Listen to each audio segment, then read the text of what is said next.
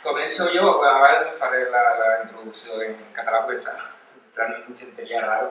Transmetre l'agraïment de les organitzacions de l'esquerra sobiranista andalusa, als organitzadors d'aquesta xerrada, per poder donar veu, no, a nacions minoritàries, minoritzades, oblidades i moltes vegades, com en el cas de la nació andalusa, ridiculitzada.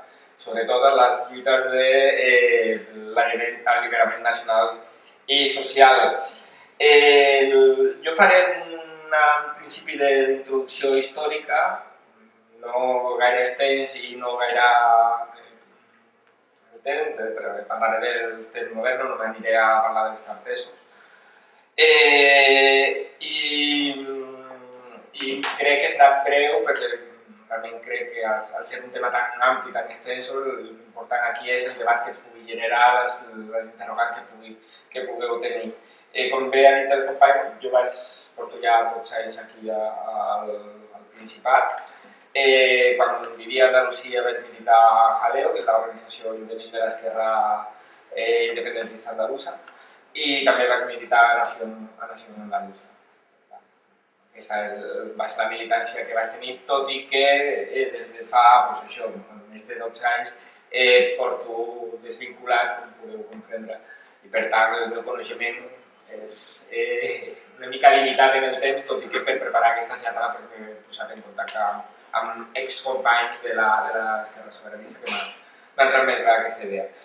Llavors, parlant ja en castellano para los compañeros de Andalucía, lo primero que tenemos que definir es una cuestión que aquí también el proceso soberanista que se está llevando a cabo en el Principado ha generado río de tinta, y es ¿qué es una nación?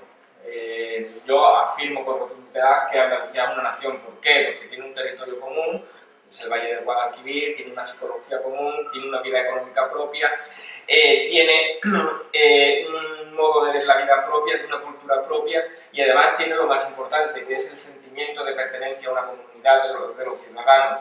Los ciudadanos, independientemente de que se haya borrado el nombre nación por todos los trapicheos que se han hecho históricamente durante la transición, los ciudadanos andaluces tienen el sentimiento de pertenencia a una comunidad llamada Andalucía, dígase comunidad autónoma, llámese nacionalidad, llámese nación o llámese como lo quieran llamar, a partir de 1978. La prueba de ello, la prueba más gráfica la podemos encontrar, por ejemplo, en las últimas elecciones autonómicas, que sorprendentemente ganó el PSOE, Susana Díaz. No la ganó el PSOE, la ganó Susana Díaz, y la campaña que hizo Susana Díaz, para que se pueda entender desde aquí por qué ganó esas elecciones cuando nadie daba un duro por ella, fue una campaña que yo le digo fue una campaña en blanco y verde. Ni en los carteles, ni en los vídeos, ni en los anuncios, en absolutamente ningún lado aparecían las siglas del PSOE, más que un pequeño recuadrito en una esquinita, y en todos lados lo que salía era Susana Díaz, vestida con los colores blanco y verde de la bandera andaluza, haciendo constante referencia a Andalucía, invocando, llamando, ¿no?, al sentimiento nacional andaluz, al sentimiento de pertenencia a esta comunidad. Decía también, ¿no?, que hay una vida económica propia, no sé cómo explicarlo, ¿no?, unas relaciones económicas propias. Hay un ejemplo muy curioso, supongo que todos habéis visto la estrella de 8 puntas que se relaciona con el mundo árabe, se relaciona con el Islam. Habría que distinguir el Islam del mundo árabe, pero bueno, la estrella de 8 puntas que en cualquier caso se relaciona con las culturas árabes. Este es un símbolo que no es árabe, no es del Islam, es un símbolo andaluz, es un símbolo que crearon los tartesos. Los tartesos fue, de hecho, la primera civilización con estructuras sociopolíticas, es decir, cada una estructura social insertada en un territorio se organizaba políticamente en Europa. Esta civilización comprendía el Valle del Guadalquivir y utilizaba la estrella de 8 puntos para marcar sus productos de cara a funciones impositivas, ¿no?, a pagar o impuestos, o a que estuvieran de impuestos, o a enviarlos al exterior, o cuando venían si eran productos andaluces o no eran productos andaluces.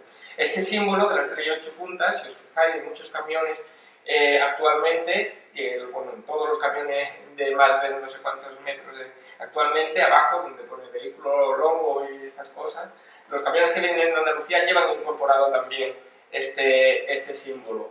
Es un símbolo que se asocia al mundo árabe, porque la cultura andalusí, cuando estuvo en Andalucía, lo tomó como propio, como un símbolo de identificación nacional, pero es un símbolo propio andaluz que ha perdurado y perdura en el tiempo. Las naciones, como tales, son un concepto histórico y un concepto que está vivo. Las naciones no siempre existen, no siempre se mantienen en el tiempo, nacen, se desarrollan y mueren. Hay naciones hoy en día que no existen, hay naciones que existirán en el futuro, independientemente de su relación con la pertenencia o no a un Estado. Andalucía, podemos encontrar las primeros, cuando me dije que iba a hacer referencia a procesos históricos, no me iba a remontar a los árabes como habitualmente se hace, ¿no? Sino a la época moderna. Paralelamente a la Constitución, la primera Constitución española de 1812, cuando se produce, ¿no?, que el Estado español tanto la reclama como la Constitución de Cádiz, etcétera, etcétera, la primera Constitución que ya se empieza a relacionar nación y Estado.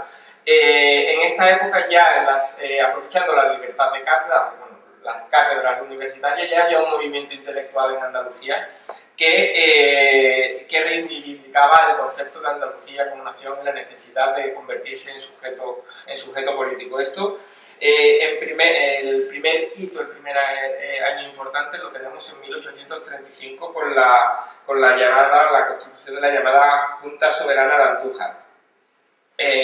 Estos intelectuales fueron evolucionando. El siglo XIX, como sabéis, fue un siglo bastante convulso en la historia del Estado español, con numerosos cambios entre monarquías absolutistas, monarquías liberales, bienios, trienios, revoluciones fallidas, revoluciones no fallidas. El siguiente hito importante fue en 1868, un año en el que se produce una revolución burguesa que genera muchas expectativas en cuanto a la adquisición de derechos, incluso a la reforma, a la posibilidad de una reforma federal del Estado que otorgue también ciertas autonomías, entre ellas al territorio de Andalucía. Pero lo cierto es que esta revolución burguesa llamada la Gloriosa de 1868 va menguando en intensidad, va menguando en las reivindicaciones que se hacían, se va diluyendo un poco a poco y se va generando una gran frustración.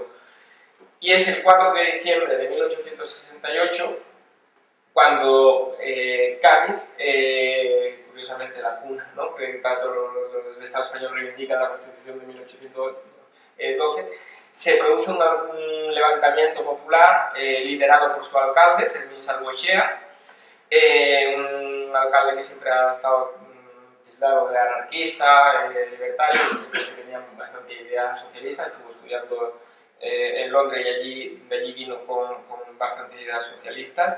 Se produjo un levantamiento que rápidamente este levantamiento se extendió por ciudades vecinas, Jerez, Sevilla, Málaga, y fue el conato. Bueno, este levantamiento duró bastante poco. En enero de 1869 se reprimió muy duramente, corrieron ríos de sangre, pero fue un primer levantamiento cantonal en el que estos municipios se levantaron con la idea de proclamarse municipios autónomos y confederarse entre sí, pudiendo formar una primera relación política, una primera conato de relación política en Andalucía. Lo cierto es que este levantamiento fue reprimido, pero fue evolucionando. En 1873 se daban unos condicionantes en el que había una monarquía, el rey primero de Saboya, que tenía ciertas simpatías, digamos, hacia el movimiento andaluz, hacia la posibilidad de generar un federalismo. Entonces este movimiento cantonal se fue organizando y así llegamos hasta 1883, que realmente sí que se produjo un hito importante en la historia del andalucismo con la creación de la Constitución de Antequera. Esta Constitución, que realmente no era una Constitución, sino eran 3 constituciones, porque era una Constitución relativa a la organización de ayuntamientos, otra Constitución relativa a los cantones y otra Constitución, la Constitución Federal de Antequera, que se podría incluir en una Constitución federal, la Constitución Federal Española de 1886, posteriormente. Era una Constitución que en sí misma se denominaba una Constitución federal, pero realmente no era una Constitución federal, era una Constitución confederal, ¿no? La diferencia principal entre fuera una Constitución federal y una confederal viene del federalismo. Hay un espacio central, un Estado central que otorga autonomías a los diferentes territorios, ya pueden ser comunidad autónoma, naciones, lánder o como se quiera llamar. En la confederación es la inversa, son estos territorios quien tiene soberanía plena y quien tiene total autonomía y deciden asociarse entre sí en órganos superiores. La Constitución de Antequera era una Constitución federal que otorgaba plena y absoluta soberanía al territorio andaluz. Libremente el territorio dentro de esta Constitución se incorporaba a la Constitución española más tarde. Lo cierto es que con los... bueno, este año hace el 130, ¿no? Es el aniversario de una hita importante con la Constitución de Antequera, se celebró hace poco, se celebró un congreso, se va a ir preparando, se está recuperando. Ahora mismo la Constitución de Antequera es recuperada por la mayoría de actores políticos en territorio andaluz, con las convulsiones que hubo a finales del siglo XIX. Se fue al traste todo esto y nos encontraríamos con un periodo un tanto desierto, a pesar de haber habido una evolución entre la pequeña burguesía en el terreno cultural hasta la llegada de Blas Infante. Antes de explicar la importancia de Blas Infante, que supongo que todos lo conoceréis, creo que es importante hacer hincapié en la situación económica en la que se encontraba Andalucía en el siglo XVIII, el siglo XIX, cómo va evolucionando hacia el siglo XX, para que se pueda entender cómo es, ¿no?, el sentimiento nacional andaluz y cómo evoluciona el nacionalismo. En Andalucía, en el siglo XVIII, la nobleza tenía el 60% de las tierras. La Iglesia tenía el 22% y el resto lo tenían entre ayuntamientos y pequeños propietarios. Calculad vosotros la proporción tan pequeña de tierra que tenía la ciudadanía, ¿no? Los ayuntamientos no llegaban casi, o sea, entre el 12% se lo repartían entre todos los ayuntamientos de Andalucía y pequeños propietarios, que era prácticamente inexistente. Hasta 1830 aproximadamente, entre Sevilla, Cádiz y Málaga, se desarrolla una burguesía comercial que, bueno, debido al tráfico al comercio con América principalmente, ¿no? Había una burguesía como pasaba en el resto del Estado español. Pero esta burguesía, a principios del siglo XIX, se va descolonizando el Estado español, las colonias de América, esta burguesía entra en decadencia. ¿Qué es lo que pasa a partir de 1830? Pues en 1836 se produce la desamortización de Mendizábal. Esta desamortización lo que hace es que saca a la venta las tierras de la Iglesia. En principio esto tendría que ser positivo, pero ¿qué es lo que sucede con la desamortización? Que es esta burguesía que estaba entrando en decadencia porque ya no tenía salida, ya no centralizaba los comercios con América, la que compra las tierras de la Iglesia, ¿vale? Paralelamente, la nobleza, que no era propietaria, porque los nobles tenían las tierras en tanto que se las había dado Dios y dependían del rey, se dicta un decreto por el cual, si se acreditaba la permanencia de las tierras durante un cierto tiempo, los nobles pasaban a ser propietarios de las tierras. Con lo cual aquí es cuando empiezan a hacer la clase latifundista, la clase caciquil en Andalucía. ¿Qué pasa? La situación económica en Andalucía, derivada de la pobreza, de la inexistencia de la burguesía, de la bajada del comercio, como América Latina, la situación económica baja, no se desarrolla una burguesía industrial, porque en lugar de crear industria en Andalucía lo que se hizo es comprar tierras.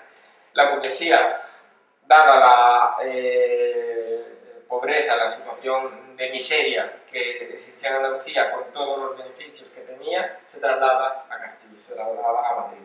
Con lo cual se produce una relación de subordinación de esta clase del territorio andaluz hacia la burguesía que depende, que está en otro, el núcleo, digamos, de la actividad donde está el dinero no se encuentra ya en Andalucía, es sacado de Andalucía, y en Andalucía simplemente queda campesinos sin tierras.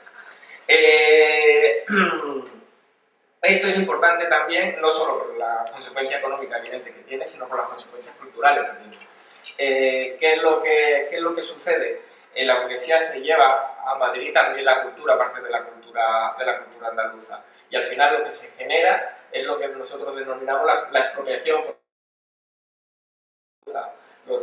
La burguesía, que ya no deja de ser burguesía, sino terratenientes, que están en Madrid, que son propietarios, pues les gusta el flamenco, escuchan flamenco, acogen a los cantadores flamencos y se lo llevan a Madrid para que hagan sus espectáculos para ellos.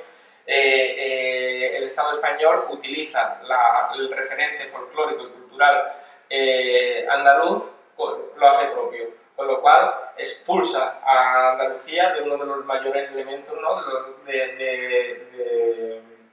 de caracterización nacional que tiene, que es la cultura.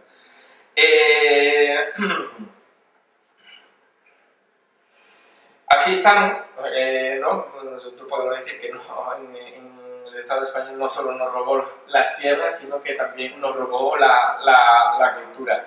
Así llegamos al siglo XX. En 1915 un notario de Sevilla, clase ciertamente acomodada, escribe un libro que se llama El Ideal Andaluz. Este libro es la base, digamos, del andalucismo histórico, del andalucismo moderno, y es la base en la que se desarrolla todo lo que vendrá a posterior en el movimiento de construcción nacional andaluz. No vamos a incidir aquí en todo lo que dice el Ideal Andaluz, pero básicamente viene a exponer una idea que por la organización política a la que pertenezco la asumo perfectamente, y es que en Andalucía no hay otra posibilidad para que los ciudadanos sean libres que compaginar la liberación nacional y la liberación social de las tierras. No puede haber los ciudadanos no pueden ser libres en Andalucía mientras exista una relación ligada de subyugación con el Estado español, y no puede haber una libertad y esta relación no se puede romper mientras los ciudadanos los jornaleros vivan en la absoluta miseria en la que vivían, ¿no? Compaginan las dos ideas de liberación nacional y liberación social a un profundo espíritu libertario. No había conocido el marxismo, pero Blas Infante se consideraba a sí mismo como una persona libertaria. Blas Infante recompone, junto con otros intelectuales, recompone el organigrama de los intelectuales en Andalucía, y en 1918 impulsa y se recompone la Asamblea de Ronda de personas venidas de diferentes partidos políticos, radicales, de republicanos, federalistas, etc. Y entonces en esta Asamblea de Ronda adoptan unos principios, número sí. Básicamente, reconocer a Andalucía como país, nacionalidad y democracia autónoma, cuyo origen político más cercano es la Constitución de Antequera, ¿no? Volvemos a la Constitución de Antequera, que a partir de aquel momento será ya referente para todo lo que es el andalucismo político. Se determina la bandera nacional con estas palabras, no es una expresión mía, sino ellos mismos la reconocen como bandera nacional, como la blanca y verde. Reconocimiento del Estado andaluz con un poder legislativo, ejecutivo y judicial, destaca que esto también, bueno, la dignificación e independencia social y civil de la mujer. Tenemos que decir que la Constitución de Antequera, antes no lo he mencionado, supone un soplo de aire fresco para todas las constituciones que se fueron elaborando en el Estado español. En el Estado español del siglo XVIII hubo unas cuantas constituciones. Por ejemplo, en la Constitución de Antequera ya no había sufragio censitario, sino era sufragio universal, todo el mundo tenía derecho al voto, incluidas las mujeres, cosa que en el Estado español no pasó hasta bastante más tarde. Había derechos sociales, ¿no? Derecho a la integridad física, digamos que reconocía toda una serie de beneficios sociales que no se habían dado en todas las constituciones anteriores. Se establece, volvemos ya a la Asamblea de Ronda, una política exterior proafricana. En fin, nosotros no es que, como muchas veces se ha tildado que el nacionalismo andaluz quiere volver a ser musulmán, no digamos esto, sino simplemente la orientación política de Andalucía, ahora ya por el transporte que cae no, pero en el siglo XIX y el principio del siglo XX, con Despeñaperros por medio, era mucho más fácil llegar a Tánger, que está a 20 kilómetros del estrecho de Gibraltar, en un barco, que cruzar todo Despeñaperro por los caminos de aquella época. Con lo cual carecía de sentido enfocar las relaciones comerciales de Andalucía con el resto del Estado cuando había otros países con los que se podía establecer relaciones comerciales de manera bastante más fácil.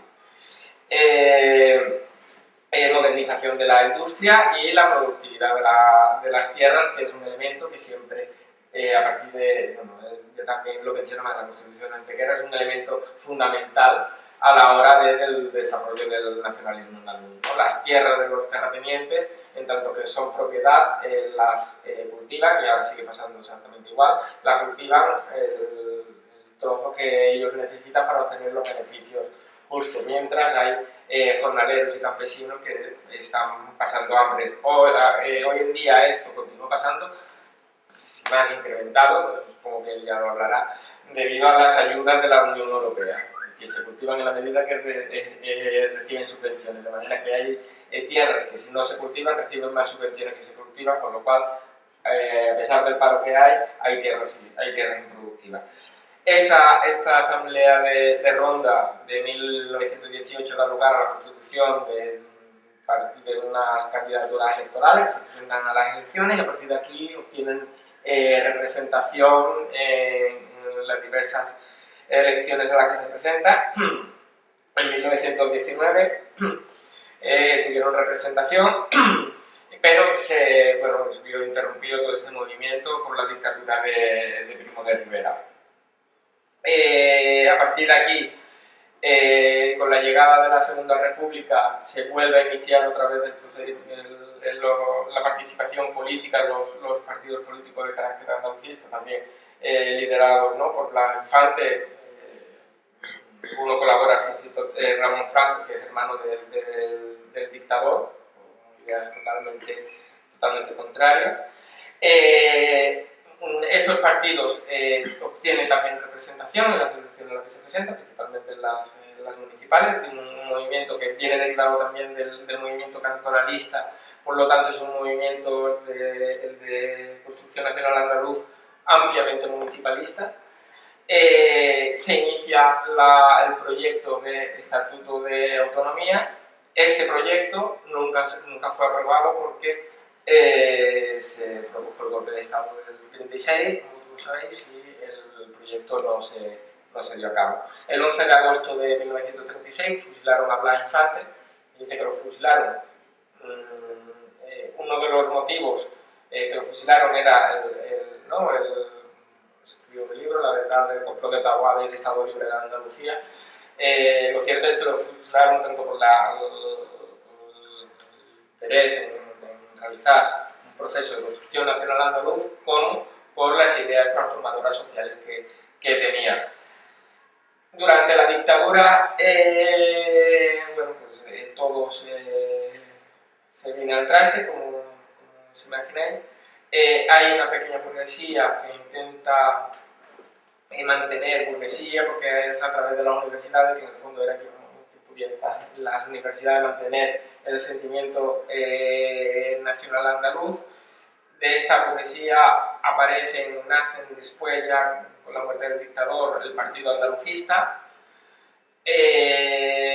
Ahora aquí ya todo lo que antes era de una manera uniforme, aquí ya se disgrega, y voy a intentar a ver si lo hago bien, explicarme cómo se deriva todo esto. Con la muerte del dictador sale el Partido Andalucista, después explicaré la función de cada uno. En 1976 se crea el Sindicato de Obreros del Campo, que viene fundado por militantes del Partido de los Trabajadores, del PT. Del Sindicato de Obreros del Campo, en 1979 se funda la Candidatura de Unidad de los Trabajadores, la CUT. La CUT es uno de los partidos que existen actualmente, que es abiertamente independentista y tiene representación en diversos ayuntamientos. Ahora mismo, después de la elección del 2015, no sé exactamente, antes tenía 100 concejales y 9 alcaldías, ¿vale? Que es un movimiento que existe y tiene cara y ojos, ¿no? Tuvo de diputado a Sánchez Gordillo, que esta legislatura no está, pero bueno, ahora tienen 2 diputadas que se presentaron con Podemos y tienen 2 diputadas en el Parlamento andaluz. Y es un partido declarado abiertamente independentista. El Partido Andalucista. La CUT, ya que seguimos con la CUT está integrada, se integró en Izquierda Unida en 1986, en su fundación, uno de los partidos fundadores, y se salió el año pasado sin integrarse en ningún partido, a pesar de que las elecciones autonómicas de Andalucía fuera con Podemos, un partido ahora mismo independiente. El Partido Andalucista. El Partido Andalucista nace, tiene una persona clave que es Alejandro Luján Marcos, y tiene otra persona clave que es Pedro Pacheco, que fue alcalde de Jerez durante muchos años, y yo tuve la desgracia de conocerlo en mis años militantes, y actualmente este señor está en la cárcel por corrupción. La historia del Partido Andalucista es una historia de divorcios y casamientos, ¿no? El Partido Andalucista también se funda el Partido Socialista de Andalucía, que es al que pertenecía Pedro Pacheco, y los dos se unen y se quedan como Partido Andalucista. Esta unión y esta desunión se produce, no sé si 3 o 4 veces, hasta que el año pasado, mediados de este año, desapareció ya definitivamente el Partido Andalucista. El Partido Andalucista tenía 2 corrientes, una más burguesa y una más de izquierda, la más de derecha, más conservadora, más regionalista también, era de Luján Marcos, la más progresista, por decirlo de alguna manera, era la de Pedro Pacheco, pero estos partidos no son capaces ni de mojarse ni en la política del Estado español ni en la política andaluza, simplemente se dedican a hacer de muleta del partido que está en el gobierno, ya sea del Partido Popular, ya sea del Partido Socialista Obrero Español, con lo cual no realizan ningún tipo ni de política transformadora ni de política incisiva, ¿no? en los procesos de liberación nacional de Andalucía. Así que, imaginaos, en 1986, en 1990, por ejemplo, que tenemos a la CUT integrada en Izquierda Unida, que muy bien, que tiene sus concejales, tiene Marina Lera como alcaldía y se realizan unos procesos de transformación social bastante importantes, pero que en lo relación a la lucha de liberación nacional es prácticamente inoperativa. Tenemos al Partido Andalucista, que es un partido regionalista, que no habla, nunca llegó a hablar de independencia ni de Andalucía libre, sino simplemente se dedicó a hacer moleta y a sacar lo que podía de los gobiernos que estaban en el poder. Nunca se mojaron en temas importantes, ni en la OTAN, ni en la Unión Europea, en cuestiones importantes, siempre mantenían divisiones y no se mojaban. Y en 1992, ¿no? 1990 se funda Nación Andaluza, un partido abiertamente independentista y sin estar sujeto a otras organizaciones políticas de nivel estatal. Nación Andaluza nació con bastante fuerza. Las primeras elecciones que se presentaron tuvo, no sé, 100.000 o 100.000 votos, bastantes votos, no quiero decir la cifra para no equivocarme, pero sí que cuando nació salió con bastante fuerza. Ha ido cuando todo se ha dicho. En 1996, un grupo de jóvenes que estábamos desperdigados por todas las ciudades andaluzas y en un colectivo de lo más diverso, desde los insumisos hasta Ocupa, decidimos juntarnos y queríamos mostrar la pertenencia a la necesidad de un proceso de liberación nacional andaluz y fundamos una organización juvenil que se mantiene hoy en día con prácticamente representación en casi todas las provincias, que se llama Jaleo, es lo que viene a ser Maulets o lo que ahora es Arran. Esta organización sí que en el ámbito juvenil tiene bastante importancia, está presente en las capitales de provincia, realiza actos de la Charrada, es una organización bastante viva. Y bueno, después ahora Juan me explicará bien cómo se encuentra todo este proceso, ¿no? El SOC, que lo dejamos ahí aparcado antes, en 1976 fue fundado, entre otros, por Diego Cañamero y Sánchez Gordillo, que también pertenecía al SAT. Sus militantes fueron los que fundaron la CUT.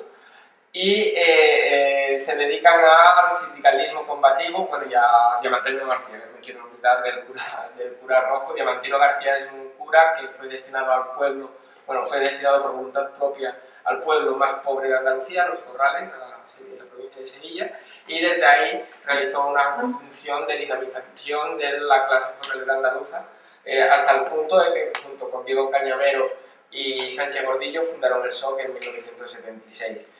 El SOC realizaba su actuación en el ámbito rural hasta que en el año 2010 o 2011 se funda con otro sindicato minoritario de las ciudades, el SAT, que es el Sindicato Andaluz de Trabajadores, que todos supongo que habréis visto las acciones que realizaron las expropiaciones en el Carrefour, un sindicato combativo y también que se declara abiertamente soberanista y abiertamente andaluz. Y a partir de aquí cedo la palabra a Juan, porque creo que con la historia...